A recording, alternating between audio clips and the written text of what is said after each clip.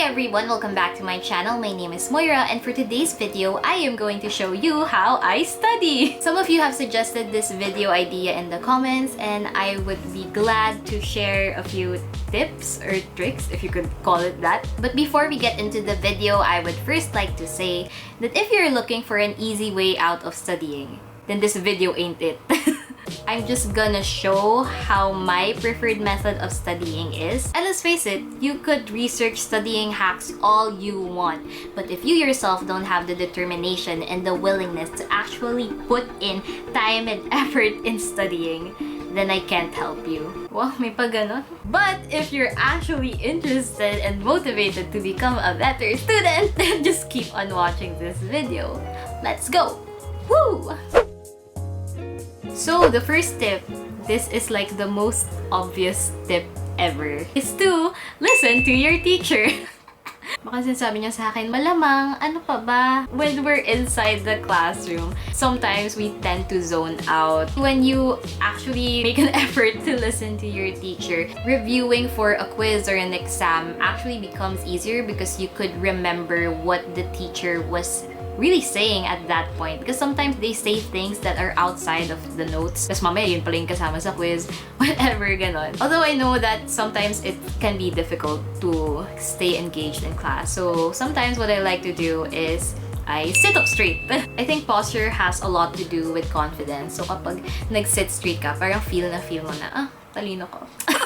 When you listen to your teacher, you should act as if the teacher is directly talking to you. Not to the class to you talaga. Kapag ganun, parang mas feel ko na kailangan kong makinig sa kanya. So, parang some way, studying is also like acting that you know things even though you don't. Next, another obvious one is don't sit at the back. In college, we can choose wherever we want to sit in class, and I don't like sitting at the back because when you sit there, you fall asleep. That's the reality of it. I guess you should also find which spot you're most comfortable at, because like for me, I like sitting at the front row and then yung medyo gilid. Front row, syempre, I'm small, so sometimes I can't see what's on the board if I'm at the back. So, mas gusto ko na nasa front, tapos medyo gilid para, alam mo yun, harap ka pero hindi ka pa rin masyadong kita ng prof mo. Ganon. Third tip, handwritten notes over digital notes. In college, some professors will allow you to use laptops for taking down notes, but I prefer writing them by hand. There has been a study that says that you're more likely to retain information when you write the notes yourself rather than type it on a mobile device or whatever. So, syempre, research ko pa to bago ko ibigay yung tip kasi baka mamaya ko ano pinagsasabi ko tapos wala naman palang sense. So, according to a study from studyrite.net, which will be linked down below para maniwala kayo sa akin, handwritten notes engage more of the senses. The brain is more active, so the learning process is enhanced. The more physically active you are, including taking handwritten notes, the more likely you are to remember information ba. So guys, huwag niyo sabihin nagsisinungaling ako. Next tip, use different colored pens or highlighters. So when I was in high school, I used two different pens, a red ball pen for the titles, ganon, and then the other stuff are in black. In college, isang ball pen na lang ginagamit ko, and then I just highlight it at home with two different highlighters. So this is my notebook compilation of all my Arki majors. So, talagang inorganize ko na to para when board exam comes. So for example, like that. So this is how I write my notes. There's nothing too special about it. What I like to do is I divide a page into two columns para makasave ng space. And then, ayun, I just write and then nag-highlight na lang ako when malapit na yung exam, ganon. Yun na yun. You know, that works for me. So, whatever works for you, just do it. Next tip, use post-it notes on your book. Sometimes, sa ibang subjects, gamit na gamit talaga yung mga libro. Lalo na nung high school, sa Filipino, or Pinoy as we call it. Kasi diba dun yung time na may Noli, El Fili. So, what I used to do, yes, hello, this is not my Noli book, is gumagamit na lang ako ng post-it. And then, habang nagdi-discuss in class, nilalagay ko na yung mga notes ko dito. Tapos sa post-it na lang para when I review, isahan na lang, isang book na lang hawak ko. Kaysa na may book ako, tapos may notebook, tapos naggaganong-ganon ako. So, mas mahirap. Very useful din ang post-it notes. And the last step for when you're inside the classroom is to quiz yourself with your classmates. This is also something that I used to do. Kapag kunwari break before the quiz, ganon, mag-gather kayo ng friends nyo, and then just throw each other questions. It really helps to recall all the lessons in class, and then minsan sakto pa yan na kung ano yung tanongin nyo sa isa't isa, yun din yung tatanungin ng teacher sa quiz. So, diba? Win-win situation lahat. So for the first tip in studying outside the classroom is you should be able to find your studying comfort zone. So for me, it's actually this room. I like studying in this room because I'm all alone and I can do whatever the hell I want. Pwede akong kumanta habang nag-aaral. Walang mag-judge sa akin, gano'n. Yun lang yung preferred ko na studying alone first before I study with other people kasi it helps me to concentrate better. Some people opt to study in the library.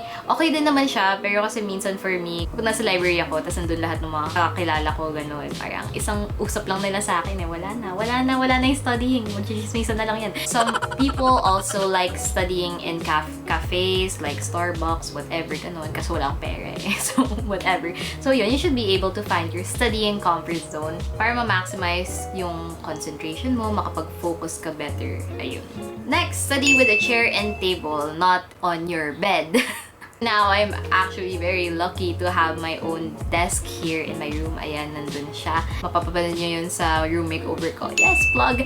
Never, ever study on your bed. Kasi alam naman nating makakatulog ka lang din eh. Back in high school, kakama ako nag-aaral and most likely nakakatulog ako ng di oras. As in, if you don't have a desk in your room, pwede kang mag-ano sa dining table, tumayo ka na lang, ganun. Basta, never ever lie down. Never, guys. Next, eto.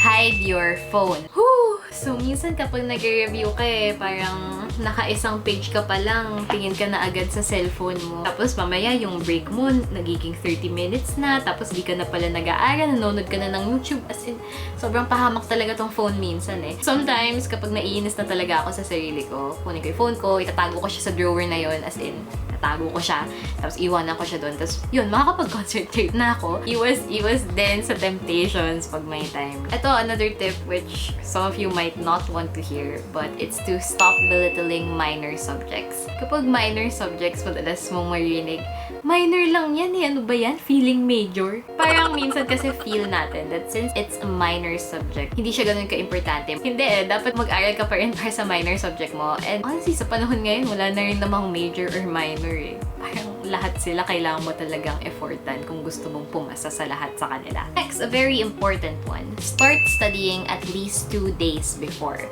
When I was in high school, I could study day before an exam and it will all be okay. Pero college is a whole different story because there are longer lessons, mas maraming information na kailangan mong aralin.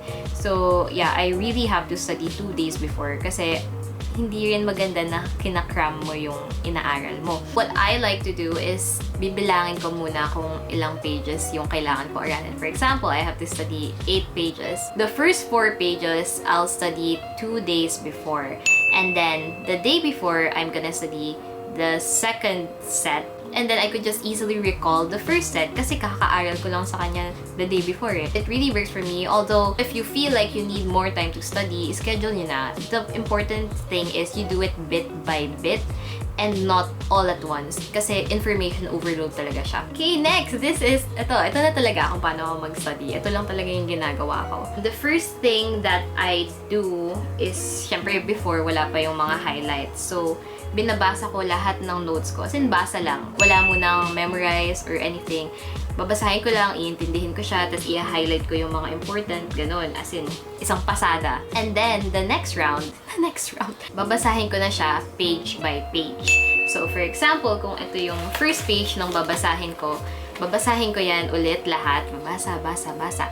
And then, I'll try to recite it. So, parang kapag ganyan, manner of providing services, working in dual capacity, consulting architect. So, manner of providing services. Nakalimutan ko na.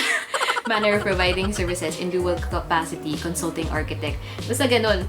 parang tingin, memorize, tapos paulit-ulit lang talaga siya. And then, if I feel like na-memorize ko na yung buong page, i-recite ko ulit yung buong page. Kung feel ko okay na, I move on to the next page. Tapos, ganun ulit. As in, basa lang per page. If feel ko na kaya ko na lahat ng pages, I'm gonna recite it all again. As in, tuloy-tuloy. Sometimes, may makakalimutan ako, pero kaya nga paulit-ulit eh. It really also helps with photographic memory. And then when I recite my notes, I act as if I'm talking to someone. As in, kinukwento ko sa kanila kung ano yung lessons ko sa school. Kasi kung kaya mo siyang ikwento to a hypothetical someone, ibig sabihin, naintindihan mo talaga yung lesson mo. Kapag na-recite ko na lahat, uulitin ko na naman, mag-recite ako ulit. Siguro mga twice, ganun. Tapos kung okay na ako, stop na muna ako. And then, before I sleep, I recite everything again. And then, the next day, if I have time, I'll try to recite it again. But if I don't, I'll just read it silently, quickly. And I know, kapag reciting, parang memorize mo lang siya lahat. Lagi na lang sinasabi, hindi nyo kailangan i-memorize, kailangan nyo lang intindihin. Kung inaintindihan mo nga, tapos di mo naman matandaan yung terms, edi para saan din, di ba? So, for me, it's really about memorizing and understanding. They should go hand in hand, hindi lang dapat isa. Ito, next tip, this is something that my dad told me na parang, pero, you know, it kind of made sense. And it's the best way to study is to sleep. So, tulog na lang tayong lahat, no? But what he's trying to say is that kung pagod ka habang nag-aaral ka, hindi mo rin ma-retain yung information na inaral mo. Kasi pagod ka eh, pagod yung utak mo. Pero kung unahin mo yung tulog mo, pagdating nung quiz, mas may energy ka na magsagot eh. So, siguro pwedeng kapag na-feel mo inaantok ka, matulog ka na muna, tapos kapag kagising mo, tsaka ka na mag-aral. And I actually researched on it, and I found an article from Time magazine. Wow! Thesis to. Gumawa sila ng study of students na nagla-late night studying. And it says that the data showed that kids who didn't get enough sleep were not only more likely to have problems understanding during class, a result the researchers had expected, but they were also more likely to do badly on tests, quizzes, and homework, the very outcome the students were staying up late to avoid. If you're really sacrificing your sleep for that cramming, it's not going to be as effective as you think, and it may actually be counterproductive. But the author stressed that they're not encouraging teens to spend less time studying. As experience and research confirm, kids who study more tend to earn higher grades. Rather, the solution lies in better time management overall. Which brings me to my last tip is that time management is key. Lagi ko tong sinasabi sa lahat ng mga tips videos na ginagawa ko. Pero malaki talaga natutulong ng time management. Example, ako, I have a planner, tapos everyday nilalagay ko dun yung mga gusto kong i-accomplish, ganon. And then, I also have a calendar in my room. Ito yung mga previous months, ayan. So, nakalagay lahat ng mga kailangan kong gawin, deadlines, para kita mo agad kung ano yung mga kailangan mo gawin. Kasi kapag hindi mo siya tinake down, most likely, makakalimutan mo siya. You also don't have to be so uptight about your schedule na hindi porket hindi mo nagawa yung isang task. Wala na, sira na buhay mo. Pero hindi, kung hindi mo magawa, gawin mo bukas. Ganun lang naman yun eh. Your schedule is going to be merely a guide. That's it. Hindi siya dapat kinatatakutan or whatever. It's supposed to help you. So, you should also look at it that way in a positive light. But that is it for this video. I hope that you learned a thing or two, but I also hope that you know that at the end of the day, grades are just grades. They don't always define you. What's important is that you pass. Kapag pasado ka na, kahit pasang-awa man yan, okay na yun, pasado ka pa rin. And then the awards, ganun, parang bonus na lang siya sa hard work mo. You should never be studying to get the highest grade in class or to have all the awards and honors kasi gusto mo top 1 ka, Dean's Lister, magna cum laude, or whatever pa yan. Sure, having those things is good. Great even, but they should never be your end goal. Your end goal should always be to learn. Kasi even if you get all the awards in school and you don't learn a single thing, baliwala lang din yun. So if you like this video, please give it a thumbs up and don't forget to hit subscribe, and also don't forget to click on the notification bell so that you're updated whenever I post a new video. Comment down below what kinds of videos you want to see next, and I hope I see you next time. Bye!